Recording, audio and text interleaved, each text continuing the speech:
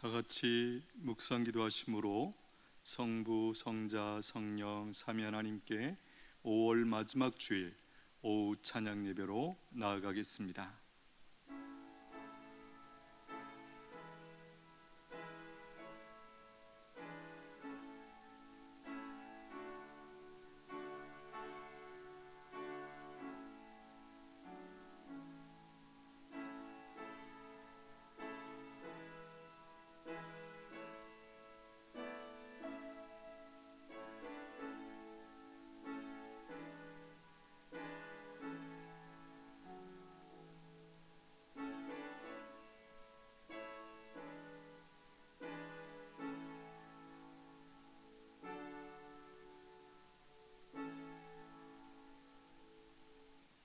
내가 평생토록 여호와께 노래하며 내가 살아있는 동안 내 하나님을 찬양하리로다. 아멘. 하나님 아버지, 이 시간도 저희들을 예배의 자리로 다시 불러주시니 감사합니다. 하나님 앞에 서는 은혜를 허락하여 주시옵소서. 이 시간 믿음으로 예배드리는 주의 백성들에게 은혜를 부어 주셔서 진리 안에 견고하게 세워 주시옵소서. 삶이 주님의 은혜 가운데 평안케 하여 주시옵소서. 예수님의 이름으로 기원하옵나이다. 아멘. 주기도문 함께 하시겠습니다. 하늘에 계신 우리 아버지여, 이름이 거룩히 여김을 받으시오며 나라가 임하시오며 뜻이 하늘에서 이루어진 것 같이 땅에서도 이루어지이다. 오늘 우리에게 일용할 양식을 주시옵고 우리가 우리에게 죄 지은 자를 사하여 준 것 같이 우리 죄를 사하여 주시옵고 우리를 시험에 들게 하지 마시옵고 다만 악에서 구하시옵소서. 나라와 권세와 영광이 아버지께 영원히 있사옵나이다. 아멘. 찬송가 298장 올려드립니다.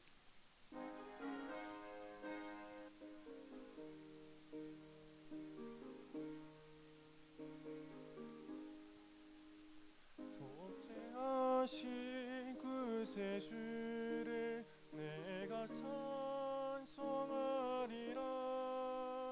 내게 자유 주시려고 주가 고난 당했네. 크신 사랑 찬양하리. 나의 죄 사하려고 십자가에 죽임 당한 나의 주 찬양하리. 내가 구원받은 증거 이뻐 전파하리라. 내 죄 모두 담당하신 주가 사랑 크셔라. 크신 사랑 찬양하리. 나의 죄 사려고 십자가에 죽임 당한 나의 주 찬양하리. 승리하신 그새 주를 내가 찬송하리라. 죄와 죽음 지옥 권세 주가 모두 이겼네. 크신 사랑 찬양하리. 나의 죄 사하려고 십자가에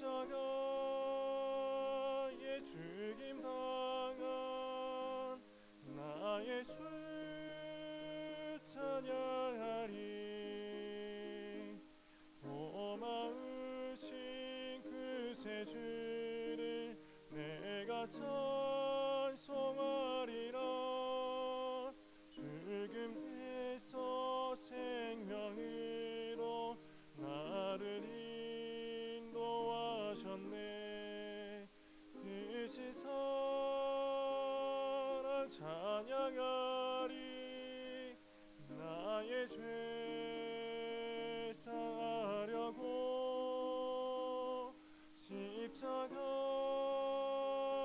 나의 죽임 당한 나의 주 찬양하리. 류정열 집사님 기도하시겠습니다. 하나님 아버지 감사합니다. 제 속에 있던 우리들 예수님의 보혈의 피로 씻어주시고 주님의 자녀로 삼아주심을 감사를 드립니다. 주님, 우리들의 한 주간을 삶을 살펴봅니다. 삶 가운데 주님이 없었고 세상과 타협하며 내 자신의 욕심과 정욕으로 스스로를 합리화하는 삶을 살았음을 이 시간 고백하오니 우리들의 어리석음과 연약함을 불쌍히 여겨 주시옵고 용서하여 주시옵소서. 세상은 전쟁과 질병, 경제적 어려움으로 혼돈과 고통 가운데 있지만 주님의 택함받은 우리의 모습은 어떻습니까? 이웃도 주변도 없이 나 자신만이 이 세상에 존재함을 인정하며 주님을 멀리하고 주신 사명도 있고 이웃을 외면하며 섬기는 삶을 살지 못한 우리들의 모습을 되돌아봅니다. 눈물로 회개하게 하시고 기도하게 하시고 열심을 주셔서 주님 앞에 더욱더 무릎을 꿇게 하시고 첫 믿음의 신앙을 회복하여 주님의 사명을 잘 감당하며 다시 한번 주님의 나라의 소망을 꿈꾸게 하옵소서. 세상은 코로나 질병에서 점점 일상으로 회복되고 있습니다. 우리의 신앙과 예배는 어떻습니까? 돌아보게 하시고 예배와 신앙을 회복되게 하시고 떠나 있는 주님의 자녀들이 돌아오게 하옵소서. 이웃을 섬기며 주님을 전하게 하시고 교제를 통해 주님의 사랑을 실천하며 감사가 넘치는 삶을 회복시켜 주옵소서. 특별히 주일학교에 은혜를 베풀어 주옵소서. 코로나 질병으로 믿지 않는 부모들이 교회를 멀리하고 있고 아이들의 출입을 막고 있어 주님을 전하는 것이 점점 더 어려워지고 있고 주일학교가 없어지는 교회가 늘어나고 있습니다.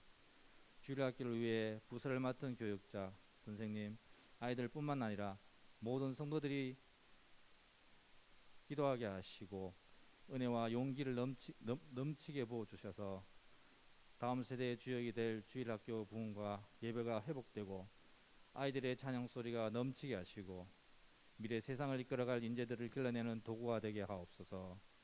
세계 열방에서 복음을 전하고 있는 선교사님들을 지켜주시옵소서. 여러 가지 좋지 못한 환경으로 주님을 전하기가 점점점 어려워지고 있습니다. 환경과 물질도 필요하지만 기도의 후원이 필요할 때입니다. 열방을 향한 기도가 끊이지 않게 하여 주시옵소서.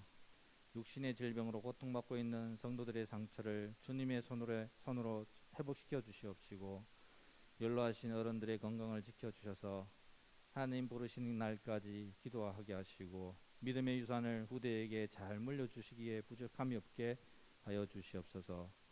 이제 말씀을 듣는 시간입니다. 잘 전하게 하시고 잘 듣게 하셔서 주님이 주시는 말씀이 우리들의 마음속에 깊이 채워져서 세상 속에서 주님의 자녀됨을 드러내며 이웃을 섬기며 자녀된 삶을 살게 하시고 늘 감사가 넘치게 하여 주시옵소서. 이 시간 예배를 돕는 모든 사람들의 수고를 기억해 주시옵시고 은혜로 채워 주시옵소서. 감사를 드리며 예수님 이름으로 기도드렸습니다. 아멘.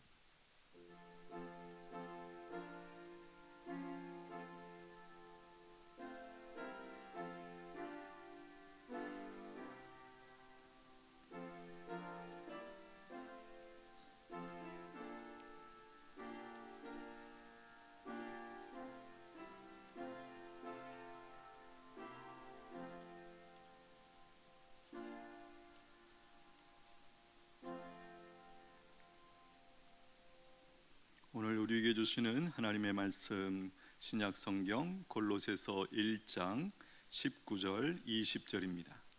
신약 성경 324면 골로새서 1장 19절로 20절 말씀.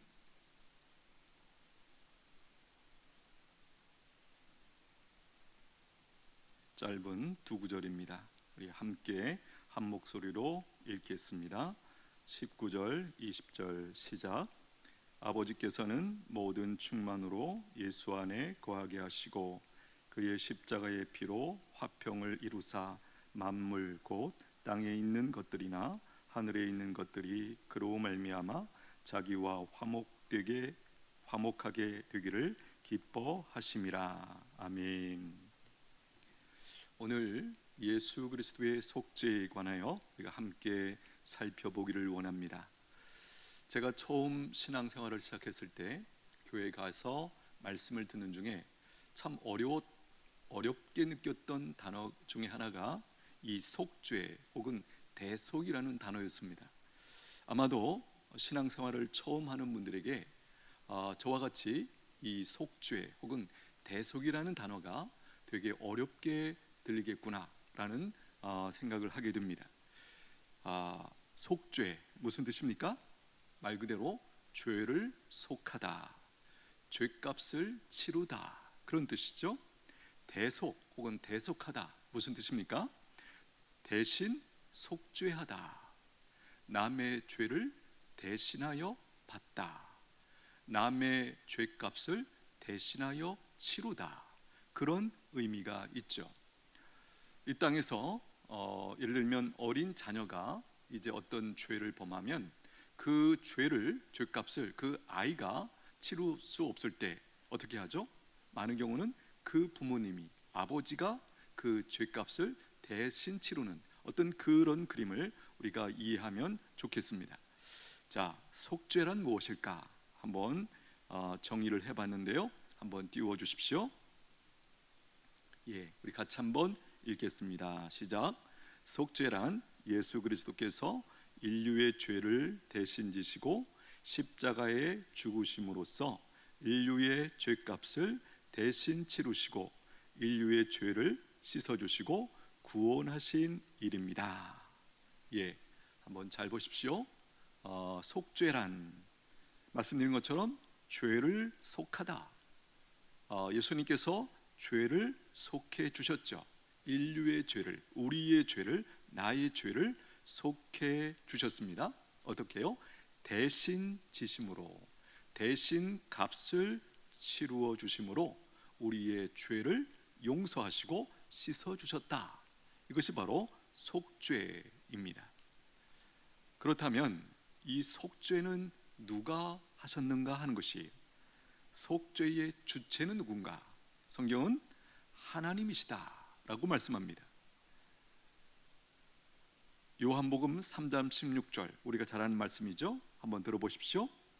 하나님이 세상을 이처럼 사랑하사 독생자를 주셨으니 이는 그를 믿는 자마다 멸망하지 않고 영생을 얻게 하려 하심이라. 자, 여기 보시면 누가? 하나님이. 물론 속죄를 직접 행하신 분은 예수님이십니다. 그러나 이 일을 시작하신 분, 행하게 하신 분은 궁극적으로 누구신가? 하나님입니다. 하나님이 시작하신, 성부 하나님이 세상을 이처럼 사랑하사 독생자를 주셨으니 이는 그를 믿는 자마다 멸망하지 않고 영생을 얻게 하려 하심이라. 여기 독생자를 주셨다, 이 주셨다라는 표현 속에 바로 예수님이 이 땅에 오셔서 이제 가르치시고 십자가에 죽어주시고 부활하심으로 죄를 속해 주시는 그 구원 사역을 행하셨죠. 그런데 이것의 주체는 누구입니까? 하나님입니다. 성부 하나님이 독생자 예수님을 보내주셔서 예수님을 통하여 이루셨던 것이죠. 이런 맥락에서 속죄의 주체는 누군가? 하나님이시다라는 거예요. 속죄에 하나님께서 이런 속죄를 행하신 그 동기 무엇일까요? 하나님의 기쁘신 뜻이다, 이렇게 성경은 가르쳐 줍니다. 오늘 우리가 읽었던 본문 다시 한번 보십시오. 아버지께서는 모든 충만으로 예수 안에 거하게 하시고 그의 십자가의 피로 화평을 이루사 만물 곧 땅에 있는 것들이나 하늘에 있는 것들이 그로 말미암아 자기와 화목하게 되기를 기뻐하심이라. 여기서도 보시면 주체가 누굽니까? 아버지께서는, 성부께서입니다. 성부 하나님께서는 모든 충만으로 예수 안에 거하게 하시고 그의 십자가의 피로 화평을 이루사 만물 곧 땅에 있는 것들이나 하늘에 있는 것들이 그로 말미암아 자기와 화목하게 되기를 기뻐하심이라. 주체는 아버지께서이고요, 또 하나님께서 그렇게 하신 마음의 동기는 이 사실을 기뻐하셨기 때문입니다. 하늘에 있는 것들, 땅에 있는 것들, 즉 만물과 하나님께서 화평을 이루시기를 원하셨기 때문에 기꺼이 예수님을 보내셔서 이 속죄의 사역을 이루시고 완성하셨다라는 것입니다. 여기 화평을 이루사, 이 표현에 의하면 예수님이 이 땅에 오셔서 이 죽어 주심으로, 속죄하심으로 화평을 이루어 주시기 전에 만물과 하나님과의 관계가 어떠했다라는 것을 우리가 알 수 있습니까? 바로 화평이 깨진 상태, 즉 하나님과 원수 관계 속에 놓여 있었다라는 것이에요. 그런데 하나님께서 바로 예수님을 이 땅에 보내주셔서 속죄를 해 주심으로 하나님과 만물 사이에, 하나님과 인류 사이에, 하나님과 우리 사이에, 하나님과 나 사이에 화평을 이루어 주셨다라는 것이에요. 오늘 우리는 하나님 앞에 나올 때 기대와 소망과 또 기쁨 가운데 나옵니다. 여러분, 이 일이 어떻게 이루어진 것입니까? 이건 결코 있을 수 없었던 일이에요. 하나님은 두려우신 분이셨어요. 그러나 이제 예수 그리스도로 말미암아 그분이 우리의 죄를 용서해 주심으로 우리 마음 가운데 하나님을 기뻐하는 그 마음, 하나님을 사랑하는 마음, 하나님을 경외하는 마음, 하나님을 섬기고자 하는 그 마음을 가지고 이제 살아가는 이 놀라운 은총이 우리에게 임했다라는 것이에요. 속죄를 해 주신 근거가 무엇일까요? 근거는요, 하나님 자신의 성품에 근거합니다. 그 성품은 무엇일까요? 바로 사랑과 공의입니다. 요한복음 3장 16절 말씀, 하나님이 세상을 이처럼 사랑하사 독생자를 주셨으니 이는 그를 믿는 자마다 멸망하지 않고 영생을 얻게 하려 하심이라. 여기 보면 독생자를 주신 이유가 무엇입니까? 하나님이 세상을 이처럼 사랑하사, 사랑하셨기 때문에 이제 예수님을 보내주셔서 속죄의 사역을 이루게 하셨다라는 것이에요. 로마서 3장 23절 이하에 보니까 이렇게 성경이 증거합니다. 모든 사람이 죄를 범하였음에 하나님의 영광에 이르지 못하더니 그리스도 예수 안에 있는 성령으로 말미암아 하나님의 은혜로 값없이 의롭다 하심을 얻은 자 되었느니라.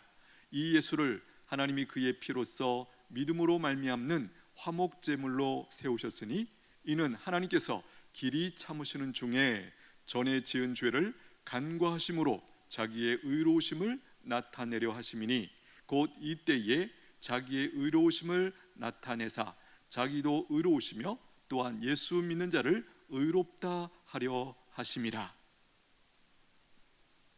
예, 하나님의 성품, 사랑과 공의, 이 두 가지 성품이 바로 속죄를 해 주신 근거다라는 것이에요. 우리가 잘 아는 것처럼 하나님의 공의는 인간의 죄를 묵고하실 수 없습니다. 내버려 두실 수 없습니다. 용납하실 수 없으시죠. 그래서 반드시 죄에 대한 처벌을 필요로 했습니다. 처벌을 하실 수밖에 없으신 것입니다. 왜? 하나님은 공의로우시기 때문에, 거룩하시기 때문에 죄를 그냥 보아 넘기실 수 없으십니다.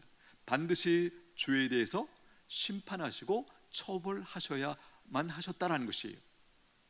율법이 요구하는 죄의 싹이 무엇입니까? 사망입니다. 우리가 잘 아는 로마서 6장 23절, 죄의 싹은 사망이요. 예, 죄의 값, 죄의 결과는 사망이다라는 것이에요. 율법이 무엇입니까? 하나님이 원래 정하신 법이죠. 율법에 의하면, 하나님이 원래 정하신 법에 의하면 죄의 싹은 사망이다. 예, 죄는 반드시 값을 치러야 된다라는 거예요.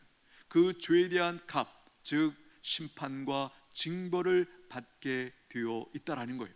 하나님께서 그렇게 법을 정해 놓으신 것이죠. 하나님의 사랑은요, 무조건적이어서 인간이 어떠한 죽을 죄를 범했다 해도 그가 진심으로 회개하면 그를 용서해 주십니다. 어떻게 보면 하나님의 사랑과 하나님의 공의는 충돌하는 것처럼 보입니다. 그렇죠? 죄가 있으면, 죄를 지은 죄인이 있으면 하나님의 공의 때문에 그 죄를 그냥 보아 넘기실 수 없으시죠. 반드시 그 죄에 대한 징벌을 하셔야만 하는 것이에요. 그런데 또 한 가지 하나님의 성품 사랑입니다. 그가 회개하면, 돌이키면 하나님이 용서하시겠다라는 것이에요. 그런데 그렇게 용서하실 수 있는 근거가 필요한 것이죠. 징벌을 해야 되는데 그냥 징벌을 하지 않고 용서하실 수 없습니다. 하나님이 정하신 법이 있기 때문이죠. 그 죄에 대해서 징계하시고 그 다음에 돌이킬 때 용서하시는 그 하나님의 사랑이 있습니다. 그런데요, 하나님께서 이 두 가지 충돌되는 것처럼 보이는 이 문제를 해결하시기 위하여 한 가지 하나님의 아주 특별하고 지혜로운 한 가지 방법이 있으셨습니다. 그것이 무엇입니까? 바로 예수 그리스도를 통한 속죄입니다. 예수 그리스도의 속죄. 그러니까 이 우리가 알고 있는 십자가는 무엇입니까? 하나님의 공의와 하나님의 사랑이 동시에 충족된 사건, 그것이 하나가 되는 사건이 바로 예수 그리스도의 십자가의 죽음, 즉 예수님의 죽음을 통한 속죄다라는 것이에요. 미국의 샌프란시스코가 있죠. 우리가 들어봤던 서부에 있는 아주 큰 도시인데요.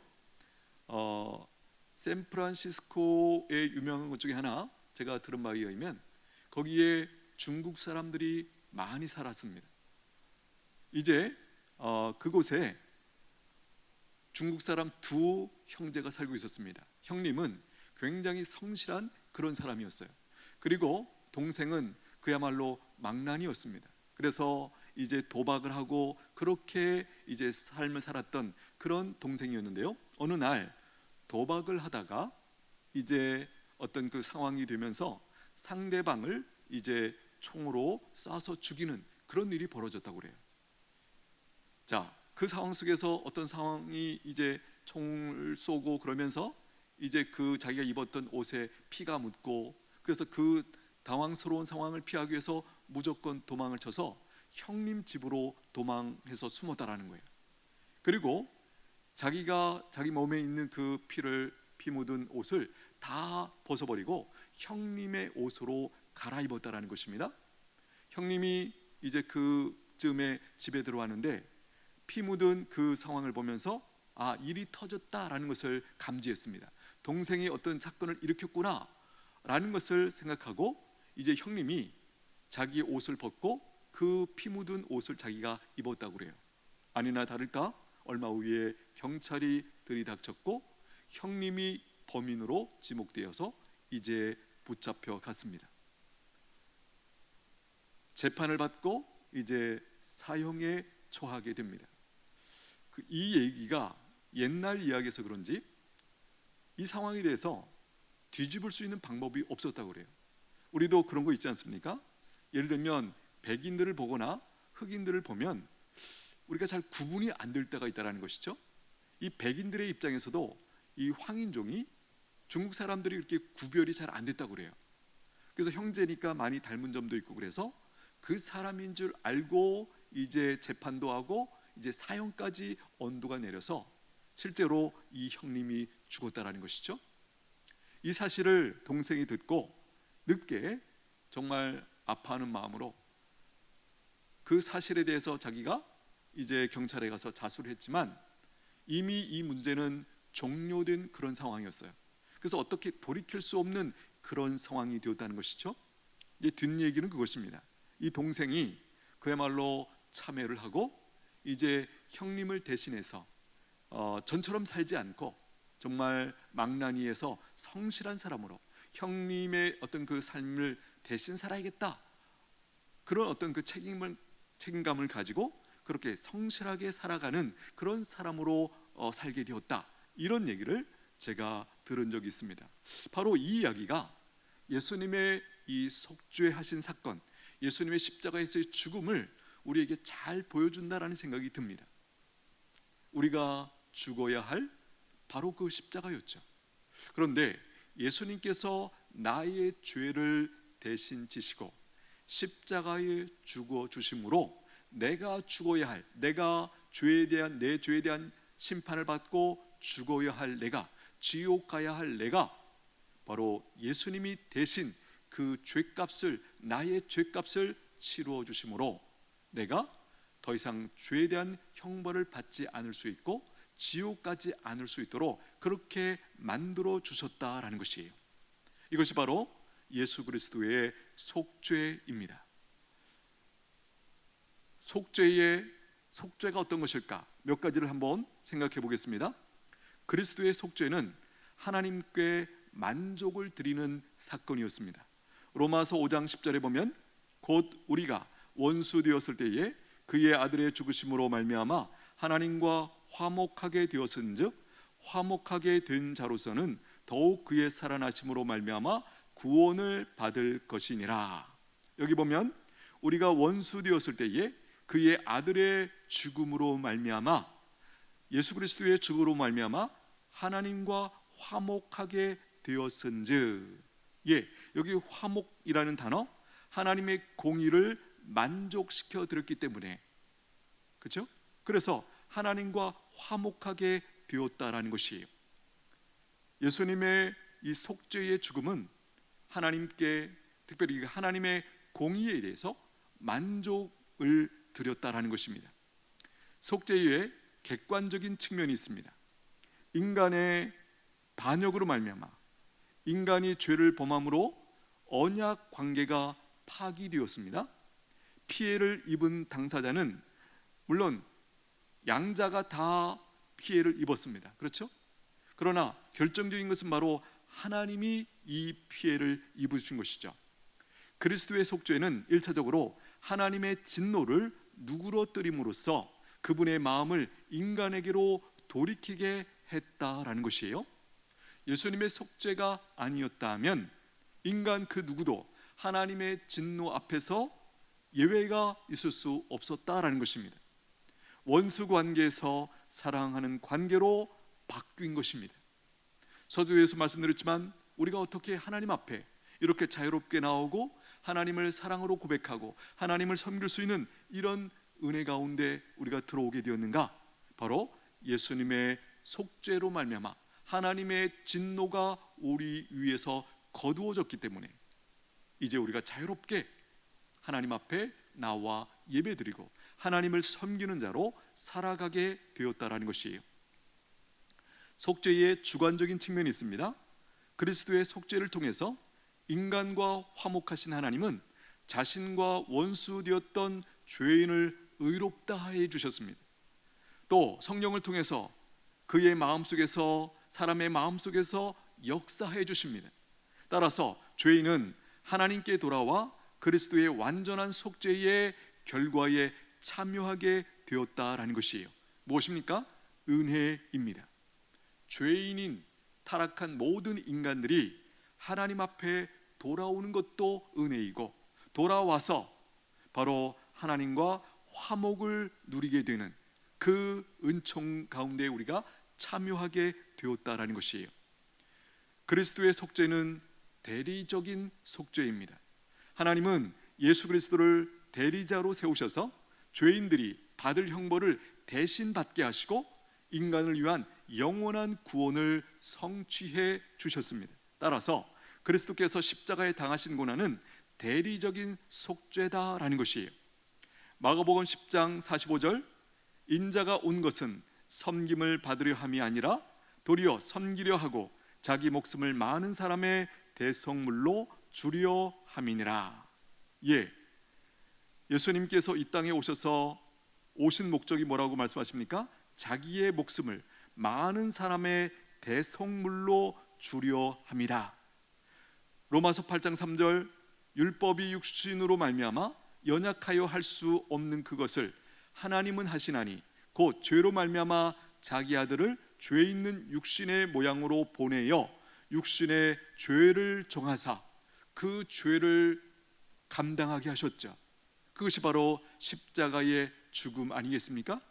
예, 예수님께서 대신하여 우리의 죄를 지시고 이제 십자가에 달려 돌아가셨다라는 것이에요. 갈라디아서 1장 4절 그리스도께서 하나님 곧 우리 아버지의 뜻을 따라 이 악한 세대에서 우리를 건지시려고 우리 죄를 대속하기 위하여 자기 몸을 주셨으니 어떻게 주셨습니까? 십자가에 내어 주셨습니다.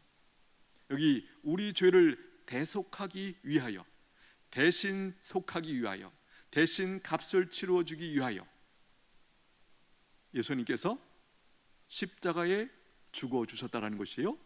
베드로전서 3장 18절 그리스도께서도 단번에 죄를 위하여 죽으사 의인으로서 불의한 자를 대신하셨으니 이는 우리를 하나님 앞으로 인도하려 하심이라.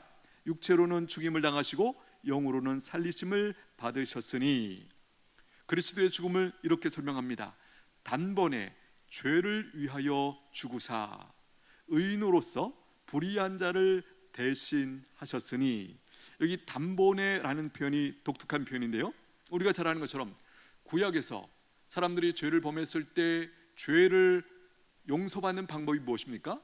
동물 제사를 통해서, 속죄 제사를 통해서 죄를 용서받는 것이었죠. 그러나 그것은 일시적인 것이었습니다. 죄를 지을 때마다 계속해서 반복해서 그 속죄 제사를 드려야만 했던 것이죠. 그런데 이제 예수님께서 오셔서 십자가에 죽으신 그 죽음은 어떤 죽음입니까? 단번에 한 번으로 인류의 모든 죄를 사해 주시는, 용서해 주시는 그런 속죄 제사였다라는 것이에요. 그 결과 이제 예수님을 믿음으로 그 예수님이 흘려주신 그 피가 그 사람에게 적용되어서 전가되어서 예수님을 믿는 모든 사람들의 죄가 용서함을 받게 됩니다.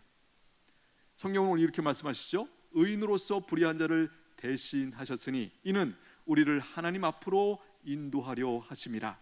예, 예수님의 속죄의 죽음이 있었기 때문에 우리가 하나님 앞에 나갈 수 있었던 것이죠. 그분을 믿고 하나님 앞에 나가는 그 은총을 누리게 되었다라는 것이에요. 요한일서 2장 2절 그는 우리 죄를 위한 화목 제물이니 우리만 위할 뿐 아니요 온 세상의 죄를 위하심이라. 우리의 죄를 위한 화목 제물이다. 하나님과 우리와의 그 원수 관계를 허무시고 이제 화목한 관계, 평화로운 관계를 만들어 주시는 제물이 되셨다라는 것이, 이것이 바로 예수 그리스도의 속죄입니다. 그리스도의 속죄는 그리스도의 순종을 통하여 이루어졌습니다. 성도를 위한 속죄는 그리스도의 순종을 통하여 이루어진 것이죠. 그리스도의 순종은 그리스도가 율법의 저주 아래 태어난 죄인들을 구원하실 목적으로 율법을 준수해 주신 것과 죄인들을 구원하실 목적으로 죄의 형벌을 담당하여 십자가에 죽으신 고난, 바로 그 순종을 통하여 우리의 죄 문제를 온전히 해결해 주셨다라는 것이에요. 이 부분을 한번 생각해 보십시오. 그리스도의 순종 어디서부터 시작되었습니까? 이 땅에 하나님께서, 성부 하나님께서 예수님을 보내실 때부터 시작된 것이죠. 보내시고자 하실 때, 인간의 몸을 입게 하셔서 보내시고자 하실 때부터 예수님의 순종이 시작된 것이죠. 그리스도가 율법의 저주 아래 태어나셨다. 예, 이 과정도 예수님의 순종이 있고요. 그 다음에 죄인들을 구원하실 목적으로 율법을 온전히 지켜주셨습니다. 준수하셨습니다. 이것도 바로 예수님의 순종입니다. 그리고 그리스도가 죄인들을 구원하실 목적으로 죄의 형벌을 담당하여 십자가에 죽어 주신 것까지, 죽기까지 순종하셨다. 우리가 자주 들었던 귀한 말씀 아니겠습니까? 예수님의 순종은 죽기까지 순종하셨다라는 것이. 마태복음 3장 15절, 예수께서 대답하여 이르시되 이제 허락하라. 우리가 이와 같이 하여 모든 의를 이루는 것이 합당하니라 하시니 이에 요한이 허락한지라. 이것이 무엇입니까? 이제 세례 요한이 세례를 주고 있을 때 예수님께서 가셔서 세례 요한으로부터 이제 세례를 받고자 하셨을 때 요한이 당황했죠. 제가 어떻게 예수님께 세례를 드립니까? 예수님이 말씀하십니다. 이제 허락하라. 우리가 이와 같이 하여 모든 의를 이루는 것이 합당하니라. 여기 모든 의가 무엇일까요?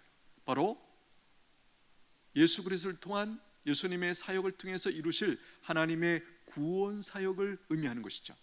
그러니까 세례 요한에게 세례를 받는 이 과정도 바로 예수님이 구원 사역을 이루어 가시는데 아주 중요한 과정이셨다라는 것이에요. 요한복음 15장 10절, 내가 아버지의 계명을 지켜 그의 사랑 안에 거하는 것 같이 너희도 내 계명을 지키면 내 사랑 안에 거하리라. 예수님은 이 땅에 오셔서 그분의 모든 사역은 바로 하나님 아버지의 말씀에 순종하는 과정이셨습니다. 오늘 표현은 이렇게 말씀합니다. 내가 아버지의 계명을 지켜 그의 사랑 안에 거하는 것 같이 너희도 내 계명을 지키면 내 사랑 안에 거하리라. 예수님의 순종, 예수님이 성부 하나님의 계명을 지키시면서 그분이 누리셨던 은총이 무엇입니까? 하나님의 사랑 안에 거하셨다. 이렇게 우리에게 가르쳐 주십니다. 동일하게 우리도 예수님의 계명을 지키면서 그 예수님 안의 사랑 안에 거할 수 있다라는 사실을 가르쳐 주고 계십니다. 이사야 53장 6절, 우리는 다 양 같아서 그릇 행하여 각기 제 길로 갔거늘 여호와께서는 우리 모두의 죄악을 그에게 담당시키셨도다. 예, 우리의 죄를 예수님께서 대신 담당해 주셨습니다. 대신 값을 받고 죄값을 치르셨습니다. 로마서 4장 25절, 예수는 우리가 범죄한 것 때문에 내줌이 되고 또한 우리를 의롭다 하시기 위하여 살아나셨느니라. 우리의 범죄한 것 때문에 내줌이 되고 어디에 내주었어요? 십자가의 죽음에 내줌이 되고, 그 다음에 우리를 의롭다 하시기 위하여 이제 예수님께서 십자가 위에서 피 흘려 죽어주심으로 우리의 모든 죄를 해결해 주셨기 때문에 그분이 살아나셔서 이제 나를 믿는 너는 죄가 없다라는 사실을 우리에게 알려주신 것이죠. 확증시켜 주신 것이죠. 만약에 그분의 부활하시고 그분이 부활하셔서 우리에게 이 사실을 알려주시지 않았다면 내 죄가 해결됐다는 사실을 우리는 알 길이 없는 것이죠. 그런데 그분이 부활하셔서 나를 믿는 너의 죄가 이미 나의 죽음을 통하여 십자가에서 완전히 해결되었다, 용서받았다라는 사실을 알려주셨기 때문에 우리가 내 죄가 이미 하나님 앞에서 해결되었다라는 사실을 알게 된 것입니다. 그 사실이 우리에게 믿어지면서 우리가 그야말로 자유케 되는 은혜를 누렸죠.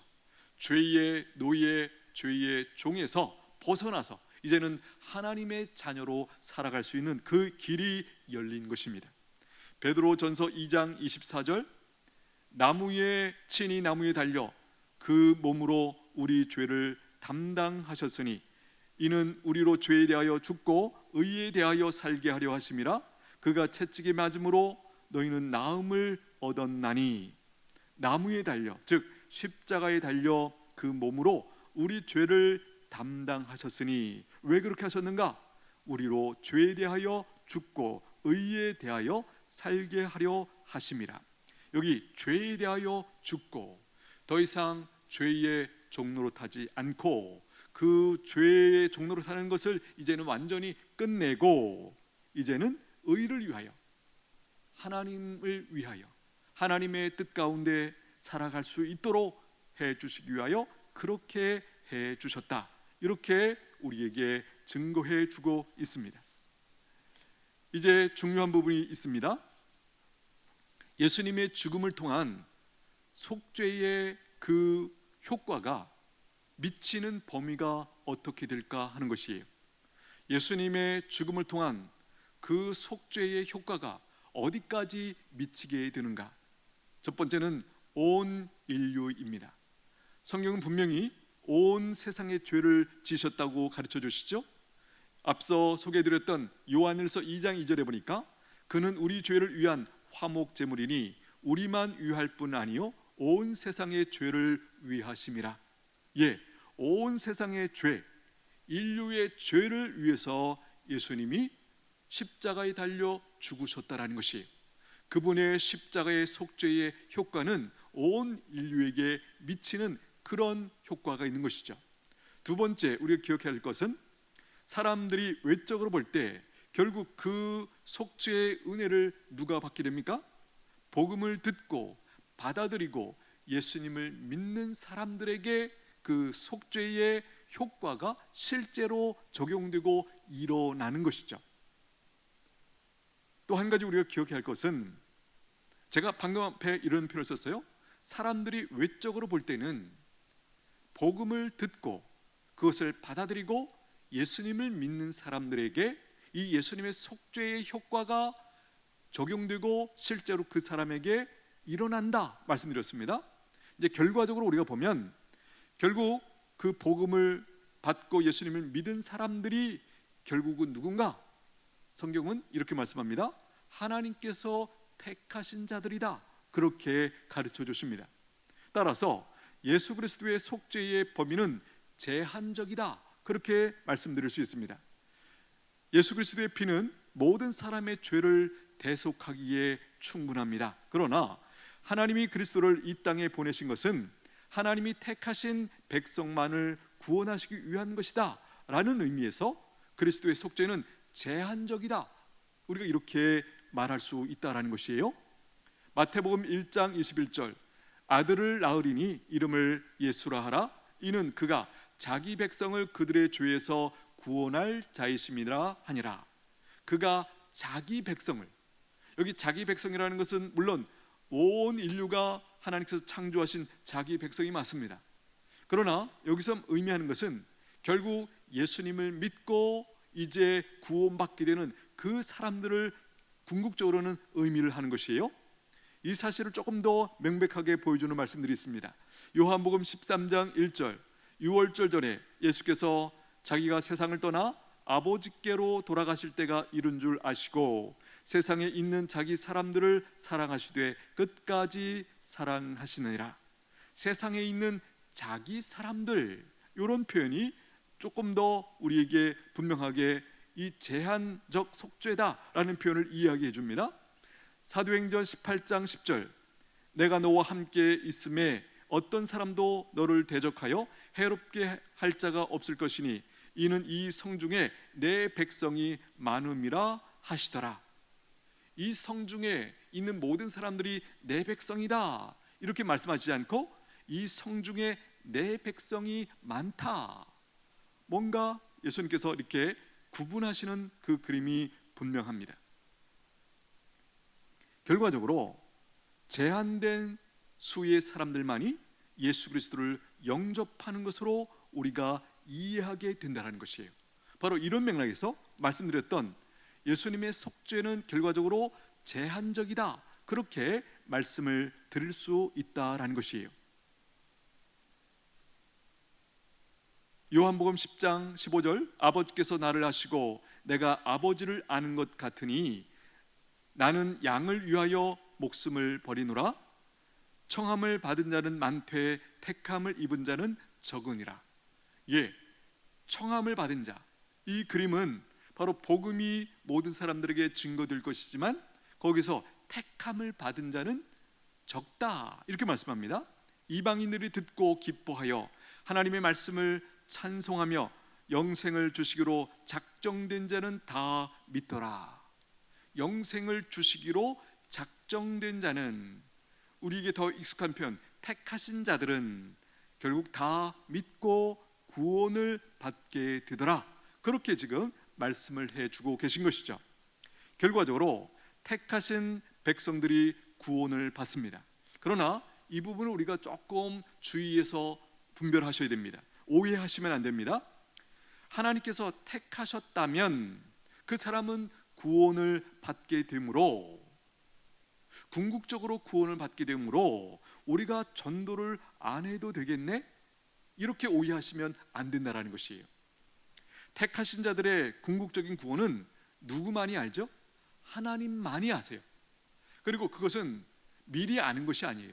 궁극적으로 아는 것이에요. 특별히 택하셨다라는 개념은 어디에 중요한 것이냐면, 우리가 이 땅에서 믿음 생활을 하다가 어떤 고난이나 또 어떤 실패나 어떤 그런 슬픔 중에서 좌절하지 않도록, 믿음에서 떨어나가지 않도록 끝까지 믿음의 승리를 할 수 있도록 우리를 붙잡아주는 귀한 진리가 맞습니다. 그런데 이 진리를 택하신 자들이 있다, 그럼 우리가 전도를 안 해도 된다, 이렇게 연결하면 이제 문제가 생깁니다. 바르게 이해하는 것이 아니다라는 것이에요. 말씀드린 것처럼 택하신 자들은 궁극적으로 누가 아십니까? 하나님만이 아세요. 우리가 알 수 있는 것은 궁극적으로 천국에 가서 누가 택자인지를 그때 아는 거예요.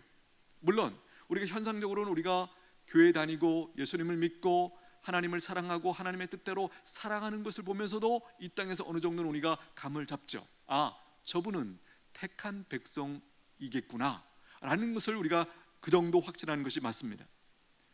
자, 중요한 것은 우리가 왜 복음을 전하고 전도를 해야 되는가? 사람은 누가 택함을 받았는지 모르기 때문입니다. 그러므로 모든 사람에게 복음을 전해줘야 돼요. 이것이 구원받은 사람들의 사명입니다. 우리가 이 부분을 오해하시면 안 됩니다. 택한 받은 사람은 궁극적으로 구원을 받기 때문에 우리가 복음을 전하지 않아도 된다, 이것은 오해입니다. 앞에서도 말씀드렸지만 복음은, 예수 그리스도의 속죄는 누구를 위한 것이에요? 온 인류를 위한 것이에요. 그리고 특별히 하나님은 모든 사람들이 구원받기를 원하세요.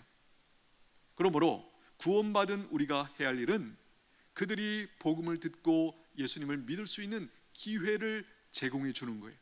이것이 성경에서 가르쳐 주시는 예수님의 이 땅에 오신 목적이기도 하죠. 인류를 구원하시기 위하여. 오늘 저와 여러분은 누구입니까?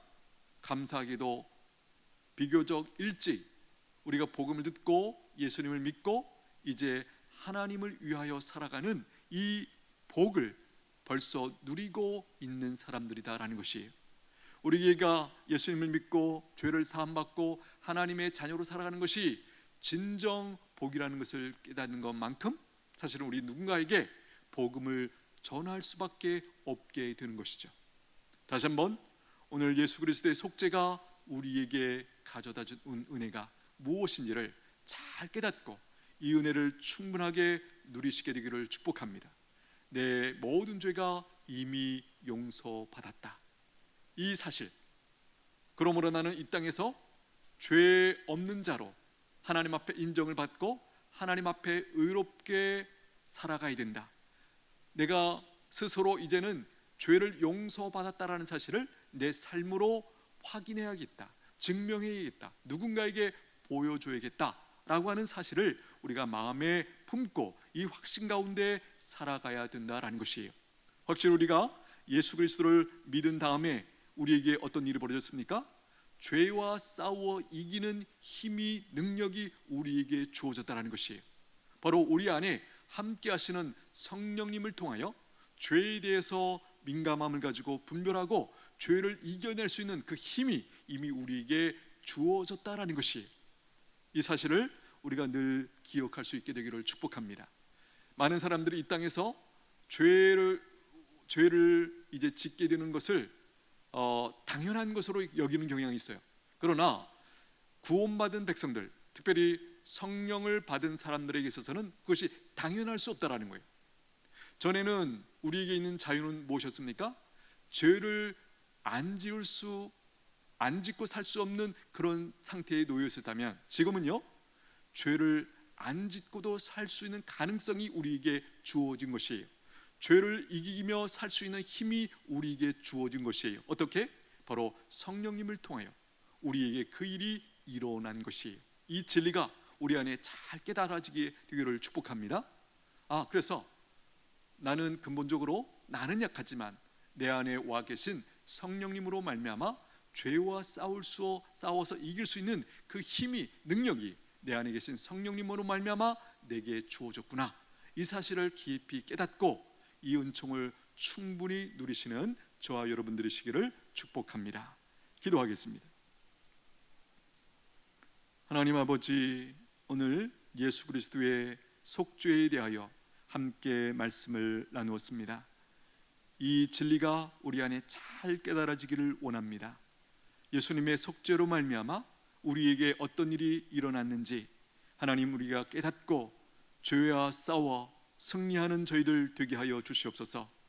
죄와 싸워 승리하는 것만큼 우리가 하나님의 은혜를, 하나님이 우리에게 주시고자 했던 그 복을 누리게 된다는 사실을 깨닫고 하나님 죄를 경계하고 싸워 승리하는 믿음의 백성들 되게 하여 주시옵소서. 예수님의 이름으로 기도하옵나이다. 아멘. 찬송가 283장 올려드립니다.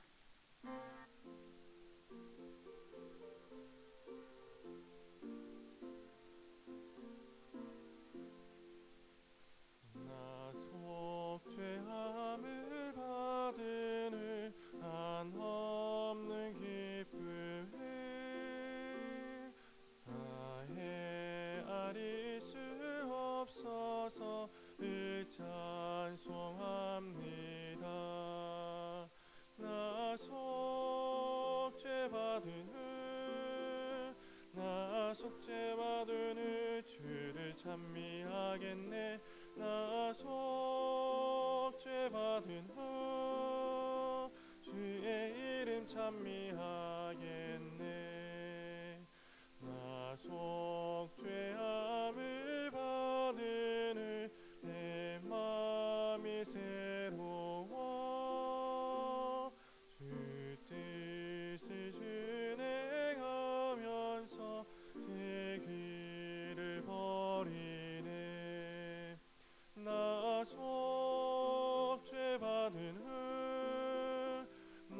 속죄받은 주를 찬미하겠네. 나 속죄받은 주의 이름 찬미하겠네. 나 속죄함을 받으는 성령이 오셔서 하나님 자녀 된 것을 곧 증언합니다. 나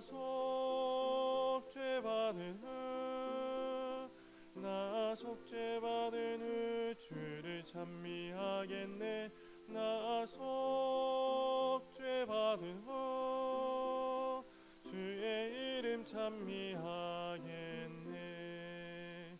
나 속죄함을 받으는 보혈의 공로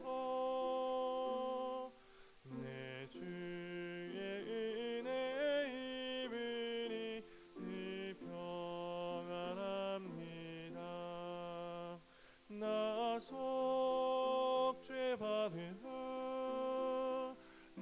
속죄받은 주를 찬미하겠네. 나 속죄받은 주의 이름 찬미하겠네. 드려진 예물을 위해 기도하겠습니다. 하나님 감사합니다. 저희들 이처럼 사랑해 주셔서 이제는 죄와 짝하지 아니하고 하나님의 자녀로 살아갈 수 있는 이 속죄의 은혜 주신 것 감사합니다.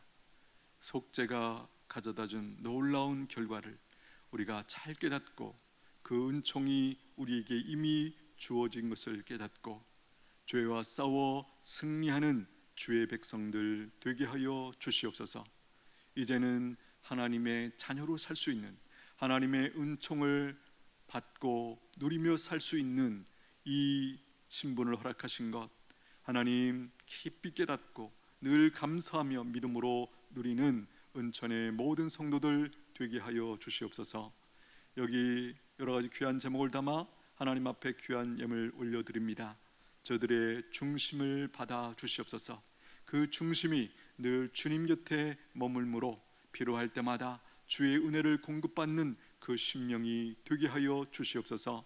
이 물질이 쓰여지는 곳마다 주님의 뜻이 이루어지기를 원합니다. 하나님의 나라가 확장되기를 원합니다. 사용해 주시고 축복하여 주시옵소서. 예수님의 이름으로 기도하옵나이다. 아멘. 지금은 우리를 끝까지 사랑하시는 예수 그리스도의 은혜와 성부 하나님의 크신 사랑과 성령 하나님의 교통하심이 예수 그리스도의 속죄로 말미암아 우리에게 나에게 어떤 일이 벌어졌는지를 깨닫고 믿음으로 누리기를 소원하는 믿음의 백성들 머리 위에 이제로부터 영원토록 함께 있을지어다. 아멘.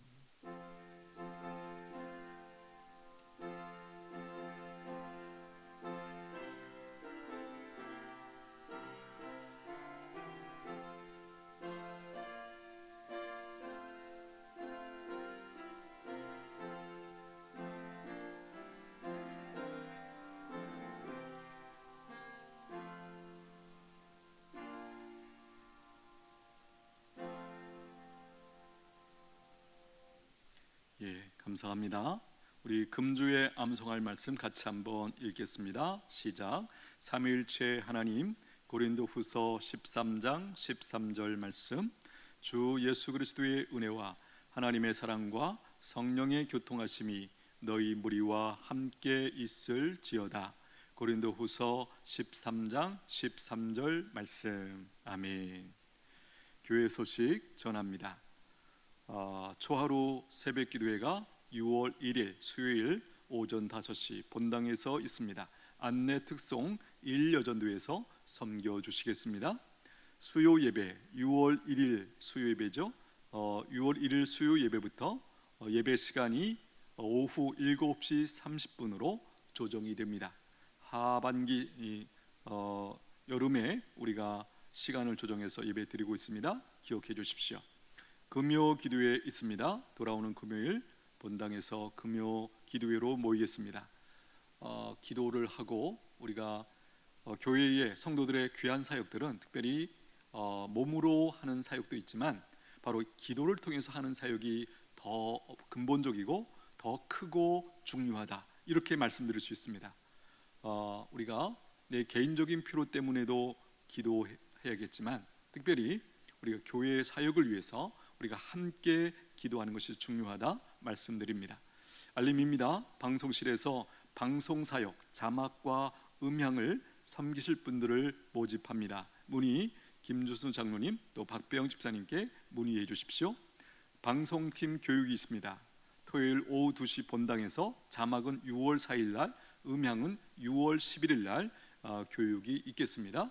우리 방송팀들 함께 해 주십시오. 예고입니다. 주일 오후 찬양 예배가 다음 주일 6월 5일부터 오후 7시 30분에 대면과 비대면으로 드리는 것으로 당회에서 결정을 했습니다.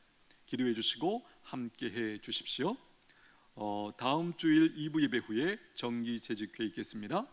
6월부터 이제 다시 전도의 원례로 모이겠습니다. 그동안 우리가 코로나로 인해서 모이지 못했는데 이제 6월부터 전도회 원례로 모입니다. 기억해 주시고 열심히 또 모여 주시기를 부탁드립니다. 하절기 무더위 관계로 다음 주일부터 9월 마지막 9월 31일까지 하절기 복장으로 자유롭게 이제 입게 됩니다.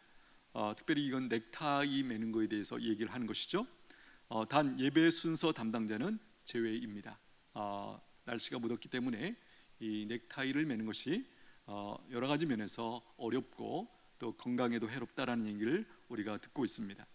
자유롭게 복장 해주시고 예배 순서 담당자들은 이제 넥타이를 매주시기를 부탁드립니다. 예, 이제 표 제청하겠습니다. 목적에 충실한 교회 되게 하소서. 온 성도들이 함께 예배드리는 교회가 되게 하소서. 함께 말씀을 배우는데 힘쓰는 성도들이 되게 하소서. 아멘. 폐회성 내는 주의 영광을 보내 올려드립니다.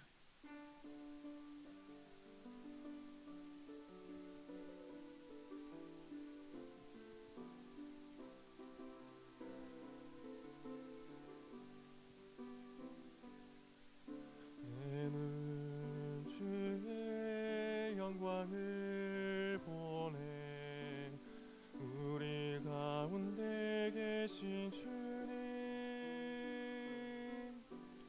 그 빛난 영광 원하를 덮고 그 찬송 땅 가득해 내는 주의 영광을 보내 찬송 가운데 서신 주님의 얼굴은 온 세상 향하네 권능의 팔을 드셨네 주의 영광 이곳에 가득해 우리 서